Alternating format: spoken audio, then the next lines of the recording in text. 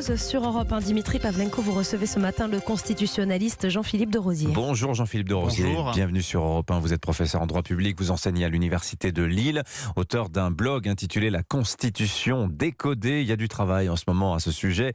Le Conseil constitutionnel, Jean-Philippe de Rosier, il était censé, par sa décision vendredi, clore le contentieux sur les retraites. On voit qu'il n'en est rien. Sa décision de non-conformité partielle, c'est-à-dire la validation de l'essentiel du projet de loi sur les retraites, mais partielle seulement, donc n'a absolument pas éteint la contestation syndicale qui en appelle maintenant à un gros 1er mai. Alors on va laisser de côté les réactions politiques, Jean-Philippe de Rosier.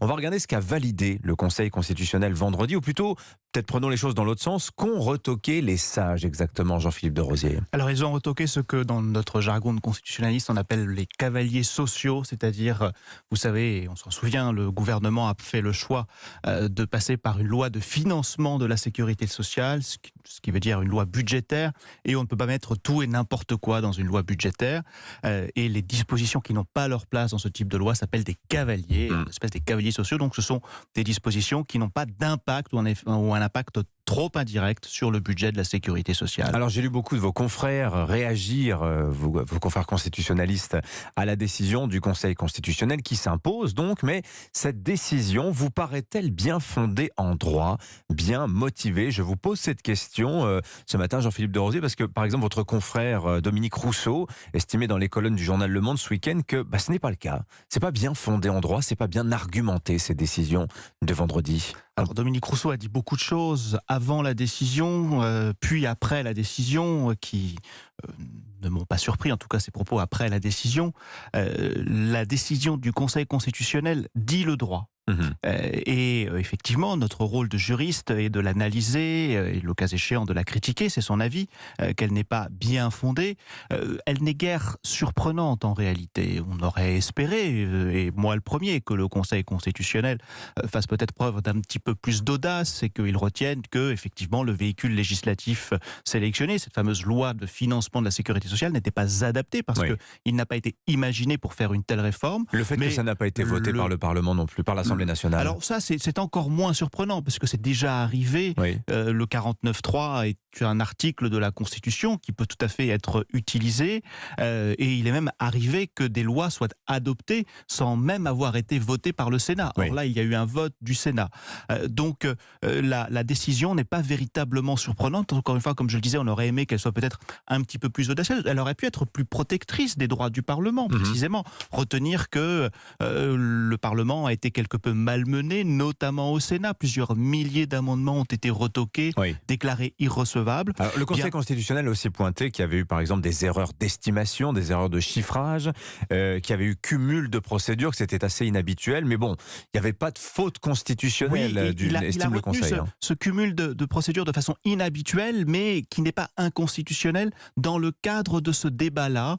Et en réalité, si on devait traduire cela, ça veut dire que aux excès du gouvernement ont correspondu en réalité les excès aussi du Parlement, et notamment d'une partie du Parlement, à savoir l'opposition, qui s'est cachée derrière l'obstruction, plutôt que de faire preuve d'un débat peut-être plus serein, d'opposition certes. Mais on a bien vu que si le texte n'est pas allé au bout à l'Assemblée nationale, ce n'est pas parce que il manquait de temps, mais parce que l'opposition, notamment la France Insoumise, a fait en sorte que ce texte n'aille pas au bout. Alors, le droit constitutionnel, ce qui est assez difficile à saisir, et c'est la question en fait que je vous pose ce matin, c'est une science exacte ou bien c'est un art de l'interprétation? On est un peu perturbé quand on n'est pas expert dans votre matière, quand on voit des professeurs en droit constitutionnel, certains dire que le Conseil constitutionnel a bien décidé, d'autres dire non, pas du tout, comme je vous le disais à l'instant. Alors, je n'ai pas dit que le Conseil constitutionnel a bien décidé. Je dis que sa décision était motivée, qu'elle dit le droit.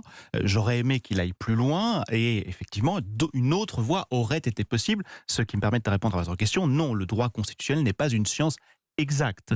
Il y a effectivement lieu à de l'interprétation. Le droit est la plus puissante école de l'interprétation, dit-on. Et effectivement, le droit constitutionnel n'y échappe pas. On aurait pu avoir une interprétation plus respectueuse du droit du Parlement. Notre Constitution place le pouvoir exécutif, le gouvernement et le président de la République dans une place de domination par rapport au Parlement, ce dernier subordonné davantage que équilibré par rapport au pouvoir exécutif. Et cela fait de nombreuses années que l'on mène des réflexions pour savoir s'il faut, et si oui, comment rééquilibrer ces pouvoirs. Oui. On l'a fait en 2008, peut-être est-ce encore insuffisant, et des réflexions sont entamées sur ce sujet. Bon, quid de l'autre décision de vendredi, Jean-Philippe de Rosier, celle sur le référendum d'initiative partagée. Alors, elle a été rejetée. Je crois savoir que c'est vous, justement, qui aviez rédigé cette... Non, je n'ai pas rédigé le référendum, j'ai rédigé la saisine sur la loi de réforme des retraites. Alors, pourquoi ça a été retoqué par le Conseil constitutionnel? Cette proposition référendaire a été retoquée parce que le Conseil constitutionnel, là encore dans le prolongement de sa jurisprudence, il n'y avait pas véritablement de surprise, a retenu qu'il ne s'agissait pas d'une réforme. L'article 11 permet un référendum d'initiative partagée sur une réforme de la politique sociale. Or, le Conseil se place au moment où il est saisi, et au moment où il a été saisi de cette proposition de loi, le départ à la retraite était fixé à 62 ans, et cette proposition de loi disait que le départ à la retraite est fixé à 62 ans. Et on ne réforme pas en proposant l'identique. On ne réforme pas en proposant la même chose. Et quel est l'intérêt maintenant, puisque ça a été retoqué, il y en a une deuxième saisine. Il y en a une deuxième, voilà. Tout à fait. C'est la raison pour laquelle cette deuxième a été déposée juste avant que la décision soit rendue, en anticipant un petit peu cette décision, et pour sécuriser le recours au référendum, en ajoutant un deuxième article sur le financement des retraites et réformant le mode de financement des retraites. C'est-à-dire que la proposition de loi dit on maintient 62 ans, mais pour combler l'éventuel déficit budgétaire de la Caisse des retraites, on prévoit une nouvelle forme de financement pour l'alimenter. Avec une grosse réforme fiscale à la clé quand même. Et alors justement, là, je lis des choses intéressantes. On me dit il y a techniquement aussi peu de chances finalement que cette deuxième saisine passe. Alors la question qui se pose, c'est, on imagine bien que les opposants savent ce genre de choses. Vous proposez une grosse réforme fiscale pour créer une nouvelle mode de financement des retraites. Les opposants combattent-ils vraiment la réforme, ou est-ce qu'ils font semblant? Ce n'est pas tant une grosse réforme fiscale, c'est une réforme sociale qui est financée. C'est-à-dire que les instigateurs de ce référendum veulent maintenir la retraite à 62 ans et prévoir un financement pour cette retraite à 62 ans. Et le Conseil constitutionnel, dans sa décision sur la taxation des super-profits, qui a été un petit peu mal interprétée parce qu'on a considéré qu'il avait dit non parce que c'était une réforme on sait toujours pas ce qu'est un super-profit. Mais en réalité, il avait dit non parce que ce n'était pas véritablement une réforme. Et c'est pour ça que je disais que la décision de vendredi est dans le prolongement de cette jurisprudence-là.